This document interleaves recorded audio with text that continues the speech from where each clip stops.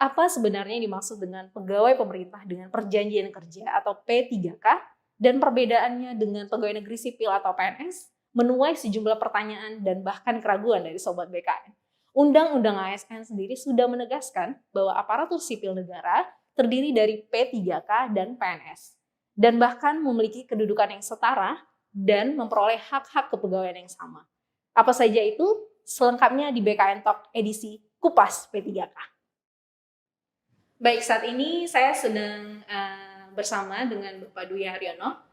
Beliau adalah perancang peraturan perundang-undangan di Direktorat Perundang-undangan BKN. Dan khusus kita akan mengupas seputar pegawai pemerintah dengan perjanjian kerja.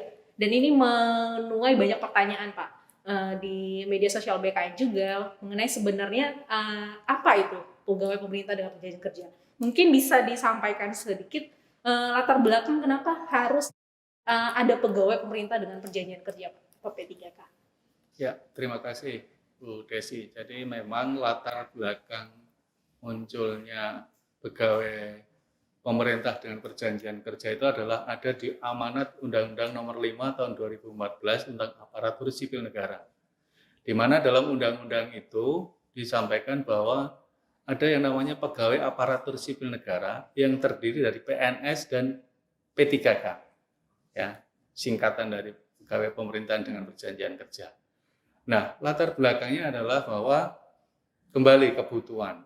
Di satu sisi kebutuhan atas sumber daya manusia khususnya aparatur sipil negara itu cukup besar. Nah, inilah yang ingin dilakukan pemerintah, ingin merekrut baik melalui jalur PNS yang mempunyai keterbatasan tertentu dengan menggunakan jalur P3K, sehingga harapannya kebutuhan instansi pemerintah, terutama tenaga-tenaga yang siap pakai, yang profesional, yang tidak terikat pada usia itu bisa terlayani dan terjembatani. Itu latar belakangnya salah satu itu. Nah, ini yang mungkin menjadi pertanyaan banyak orang, Pak. Sebenarnya perbedaannya dengan pegawai negeri sipil itu apa, Pak? Secara umum memang perbedaannya tidak banyak sebenarnya. Tetapi kalau dari sisi persamaan sendiri kan sama-sama tadi saya sampaikan adalah sama-sama pegawai aparatur sipil negara. Yang hanya karena pengertian pegawai aparatur sipil negara, maka yang bisa mengisi hanya warga negara Indonesia. Di luar itu tidak boleh. Tetapi perbedaannya adalah salah satunya adalah terkait dengan posisi yang akan diisi. Bahwa untuk PNS itu dia memang diangkat untuk menduduki suatu jabatan pemerintah. Nah, P3K itu juga akan mengisi jabatan pemerintah, tetapi posisinya adalah dalam rangka menjalankan fungsi dan tugas pemerintah. Jadi dia tidak posisinya duduk dalam jabatan dalam pengertian bahwa dia akan mempunyai karir segala itu tidak. Itulah perbedaannya. Kemudian perbedaan yang lainnya adalah terkait juga dengan hal yang krusial adalah karena ini sifatnya semacam percepatan untuk memenuhi kebutuhan dari pegawai ASN, maka posisi pengangkatannya pun mekanismenya juga beda. Kalau PNS ada yang namanya masa percobaan selama 1 tahun. Yang dimaknai adalah di situ yang bersangkutan akan dilakukan atau dilatih dengan pelatihan dasar untuk bisa siap dalam jabatan itu. Tetapi kalau P3K, yang bersangkutan itu justru langsung diangkat dalam jabatan itu tanpa melalui masa percobaan. Karena tadi mereka memang diharapkan betul-betul sudah profesional, sudah betul-betul sudah kompeten dalam jabatan yang diisi oleh yang bersangkutan. Itulah yang perbedaan yang sebenarnya justru kalau saya lihat itu justru menunjukkan keuntungannya kalau kita masuk lewat jalur P3K. Ya. Karena apa? Contoh misalnya, ketika seorang calon pegawai negeri sipil sebelum diangkat PNS, ada masa sekitar 1 tahun. Dia hanya akan diberikan gaji 80%. Sedangkan P3K, begitu yang bersangkutan diangkat menjadi P3K, maka akan dibayar 100% gaji pokoknya. Itu salah satu justru kalau memang itu perbedaan, tetapi justru itu menunjukkan keuntungannya kalau kita masuk lewat jalur P3K. Nah, mungkin peruntukan jabatan yang dapat diisi oleh P3K ini mungkin bedanya dengan pegawai negeri sipil ini apa? Nah, perbedaannya tadi saya sampaikan, tidak ada 3 klaster jabatan yang bisa diisi oleh P3K. Yang klaster pertama itu adalah jabatan fungsional tertentu atau kemudian juga jabatan pimpinan tinggi. Jadi jabatan pimpinan tinggi khususnya untuk utama dan madya itu bisa diisi P3K. Tanpa harus mulai dari start nol sebagai calon PNS. Bayangkan kalau seorang PNS ingin duduk di jabatan pimpinan tinggi, dia harus mulai start dari bawah. Tapi P3K tidak. P3K justru bisa melamar langsung ke jabatan pimpinan tinggi itu. Kemudian klaster ketiga itu yang saat ini belum ada adalah ada ruang, nanti ada jabatan-jabatan yang ditetapkan oleh Kementerian PAN yang dapat diisi P3K untuk mengisi jabatan-jabatan yang bukan jabatan struktural, tetapi menjalankan fungsi manajemen pemerintahan.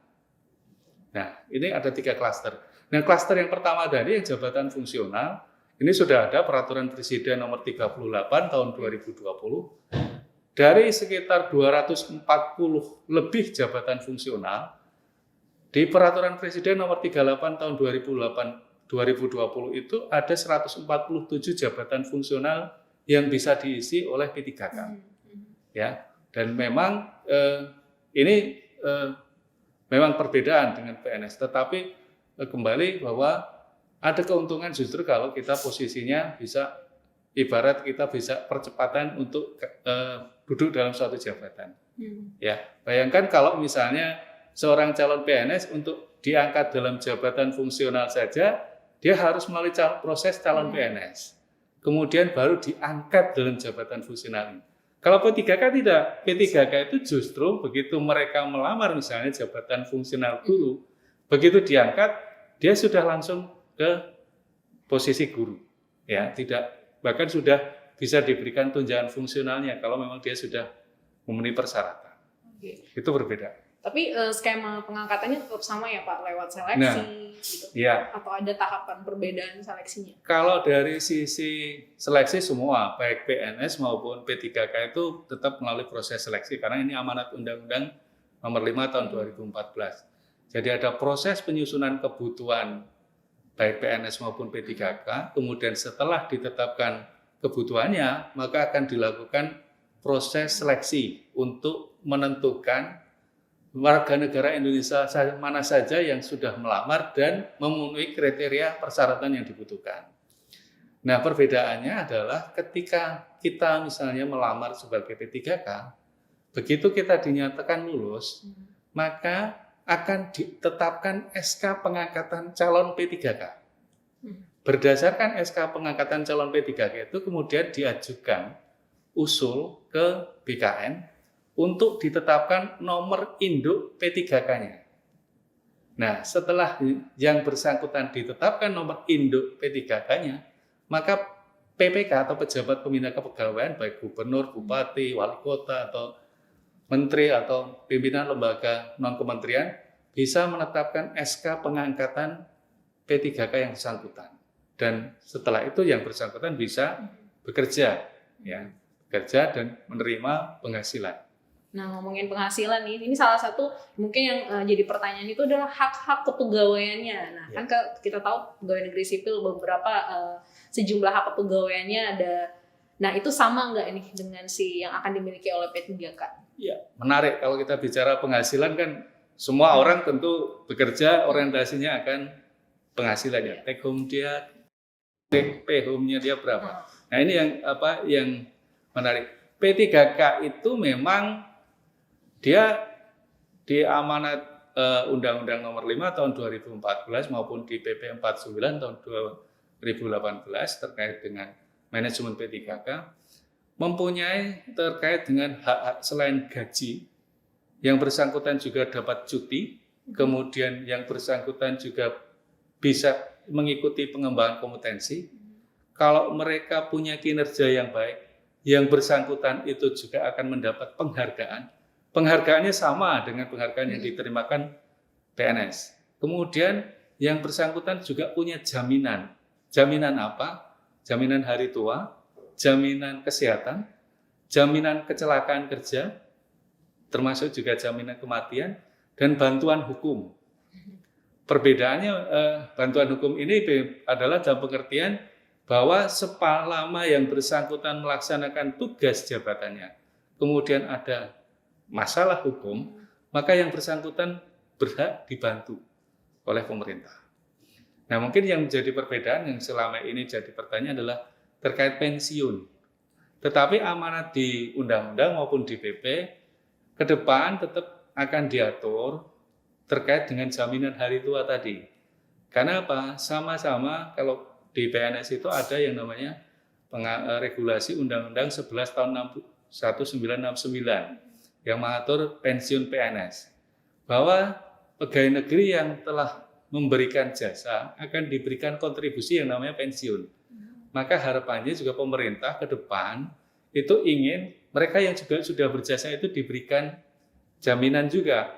Walaupun bentuknya memang masih dalam format yang dicari, karena permasalahannya adalah P3K ini kan kontraknya beda-beda. Ada yang dikontrak 1 tahun, ada yang 5 tahun, bahkan bisa diperpanjang. Nah, ini yang perlu ada formula khusus yang diatur oleh pemerintah. Tetapi amanat di ketentuannya bahwa diharapkan mereka juga ada jaminan tersendiri untuk ibaratnya menghargai kinerja yang sudah diberikan kepada negara. Oh, jadi penghargaan yang ketika mereka mengakhiri masa jabatannya ini masih belum digarap lagi ya Pak ya. Nah, tadi menyambung soal penggajian. Nah, ini mungkin jadi pertanyaan juga ketika mereka P3K di suatu instansi. Nah, ini penggajiannya di masing-masing daerahnya kah atau terpusat nih dikelola oleh pemerintah pusat? Ya. Jadi kita merujuk di Peraturan Presiden nomor 98 tahun 2020 tentang penggajian bagi P3K. Di sana diatur bahwa untuk P3K yang berada pada instansi pusat, maka pembayaran penghasilannya menjadi beban APBN. Sedangkan untuk P3K yang berada di daerah, yang artinya yang bekerja untuk instansi pemerintah daerah, maka beban penghasilannya dibebankan pada APBD. Itu sudah ada di ketentuan di di Peraturan Presiden nomor 98 tahun 2020. Termasuk di situ diatur juga besarannya. Jadi ada mekanisme pembayarannya, ada mekanisme bayaran, kemudian berapa besaran yang diterimakan setiap P3K.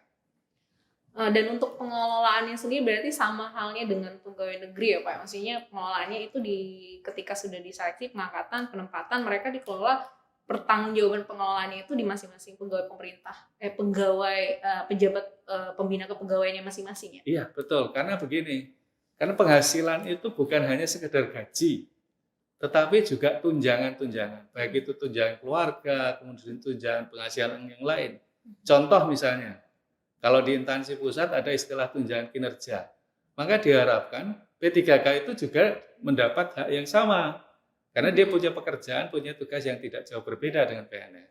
Kemudian kalau di daerah ada insentif untuk PNS daerah, maka diharapkan di kontrak itu juga yang bersangkutan P3K juga akan diberikan insentif juga. Maka ketika pada saat penandatangan perjanjian kerja antara pejabat pembina kepegawaian dengan P3K itu di situ clear, sudah harus disebutkan berapa dia terima gajinya, berapa dia terima tunjangannya. Itu sudah tegas harus disebut di situ, sehingga sejak awal P3K itu tahu berapa yang akan diterima. Ya, dia tidak usah nyari regulasinya, baca peraturannya, dia sudah tahu karena dia sejak awal dia sudah tahu ini yang akan dia terima dari negara ke atas kinerja dia.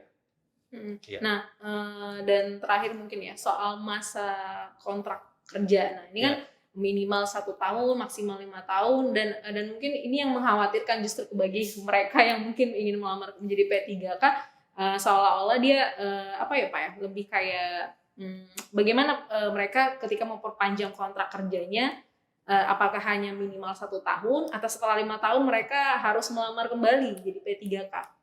Ya, begini, terkait dengan masa kontrak. Sudah ada di ketentuannya di Undang-Undang 5 maupun di PP 49 itu bahwa P3K dikontrak terikat dengan masa hubungan kerja itu sekurang-kurangnya 1 tahun. Maksimalnya sebenarnya di ketentuan tidak diatur, tetapi kebijakan dari pemerintah mengikuti penyusunan kebutuhan PNS per 5 tahun, maka maksimalnya 5 tahun. Ada ketentuan di Peraturan Menpan nomor 70 tahun 2020. Ya, jadi masa hubungan kerjanya sekurang-kurangnya 1 tahun, paling lama 5 tahun. Nah, bagaimana dengan perpanjangannya? Kembali, perpanjangan itu kembali kepada esensi dari P3K. P3K itu direkrut adalah untuk memenuhi kebutuhan sumber daya manusia di instansi pemerintah. Ya, artinya kalau memang instansi pemerintah masih membutuhkan yang bersangkutan, maka instansi pemerintah bisa memperpanjang. Nah, bagi P3K sendiri tentu saja juga tidak hanya sekedar kebutuhan yang akan diisi, tetapi juga kinerjanya. Ketika kinerjanya baik, tentu pemerintah, pejabat pembina kepegawaiannya ingin mempertahankan, maka dia bisa diperpanjang. Nah, permasalahannya tadi yang ditanyakan adalah, apakah mulai proses seleksi? Sebenarnya tidak. Proses seleksi itu kalau yang bersangkutan kemudian melamar atau ingin pindah ke jabatan lain atau pindah unit kerja. Karena tidak ada istilah mutasi P3K. Mereka sejak awal melamar untuk mengisi jabatan tertentu di unit kerja tertentu. Sehingga ketika mereka pindah jabatan, maka mereka harus melalui proses seleksi lagi. Karena jabatan yang dilamar beda. Nah, itulah ya. Itu terkait dengan mekanisme perpanjangannya. Jadi kembali kinerjanya bagaimana? Kemudian kebutuhan dari sisi instansi pemerintah, kebutuhannya seperti apa? Ya. Contoh saya gambarkan misalnya pemerintah punya proyek misalnya bangun jalan tol. Diprediksi pembangunan jalan tol itu 4 tahun selesai. Maka direkrut misalnya arsiteknya atau dari teknik sipilnya untuk insinyur untuk ngisi, misalnya dia teknisi jembatannya, mau membuat jembatannya seperti apa, direkrut. Begitu sudah selesai proyeknya 4 tahun, sebenarnya kan sudah selesai, kebutuhan pemerintah sudah selesai, dia sudah tidak butuh tenaga itu lagi. Tetapi kalau misalnya kemudian ternyata ada proyek yang lain, ya, yang masih di bawah instansi itu, sebenarnya pemerintah bisa saja memperpanjang. Tetapi kalau sudah tidak dalam jabatan tadi teknisi jembatan, dia mau ke jabatan lain harus tetap proses seleksi. Seperti itu, ya. Tapi kembali kalau teknisi jembatannya kinerjanya juga tidak beres, baru bangun aja jembatannya sudah ambrol, tentu pemerintah juga pikir-pikir akan memperpanjang, tunggu dulu. Ya, itulah. Nah, mungkin kalau yang ini, kalau misalnya nih, saya P3K, lalu masa kontrak saya sudah selesai. Nah, saya bisa melamar jadi CPNS nggak? Nah, ini yang pertanyaan yang sering. Kalau sudah selesai. Sama, kalau melamar itu boleh, tetapi kembali ketentuannya. Jadi regulasi yang mengatur pengangkatan atau pengadaan calon pegawai negeri sipil itu, bahwa usia serendah-rendahnya 18 tahun, setinggi-tingginya 35 tahun. Kecuali untuk 4 jabatan, ada dokter, kemudian peneliti, dokter pendidik klinis, satunya lagi saya agak lupa, kalau nggak salah rekayasa. Itu dia bisa sampai usia 40 tahun. Di luar 4 jabatan itu ada peraturan presiden yang mengatur, ya, itu tidak bisa, maksimal 35 tahun. Tetapi kalau tetap ingin jadi P3K, dia tidak terbatas usia, karena ketentuannya serendah-rendahnya untuk melamar P3K itu usianya 20 tahun. Jadi bisa saja kalau dia sudah misalnya selesai P3K, dia usianya dia dikontrak 5 tahun, ya. Padahal dulu waktu diangkat P3K usia 33 tahun, begitu dia selesai kan dia sudah usianya 38 tahun. Kalau dia melamar CPNS tentu nggak bisa, karena dia usianya sudah di atas 35. Tetapi ruang untuk dia melamar P3K masih bisa. Artinya dia masih bisa melamar sebagai pegawai aparatur sipil negara. Berarti ketika masa kontraknya habis, ya P3K yang bersangkutan sebenarnya bisa ngelamar lagi ke misalnya kalau ke dia ingin melamar ke instansi yang berbeda misalnya. Karena kadang orang bekerja itu begitu sudah masuk di satu unit ternyata bukan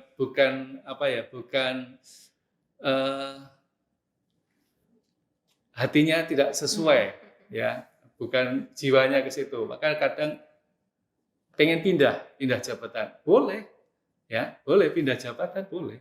Tapi dia harus tetap melalui proses seleksi karena memang amanatnya di undang-undang pengadaan pegawai aparatur sipil negara itu tetap melalui proses seleksi.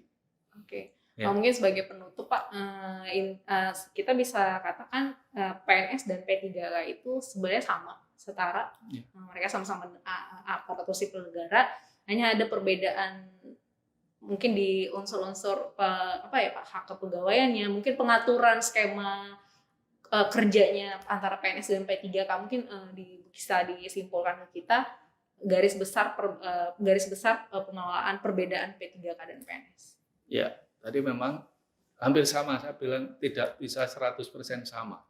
Contoh misalnya hak cuti, ya, hak cuti P3K itu sama, dia dapat hak cuti tahunan, dapat hak cuti sakit, hak cuti melahirkan, tetapi dia tidak punya hak cuti di luar tanggungan negara. Karena apa? Karena hak cuti tanggungan negara itu bisa diberikan selama 3 tahun. Nah, bisa dibayangkan kalau misalnya P3K dikontrak 1 tahun, tapi dia minta cutinya 3 tahun.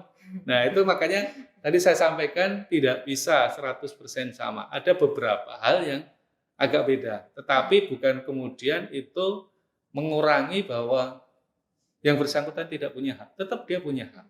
Ya, hak cutinya masih ada.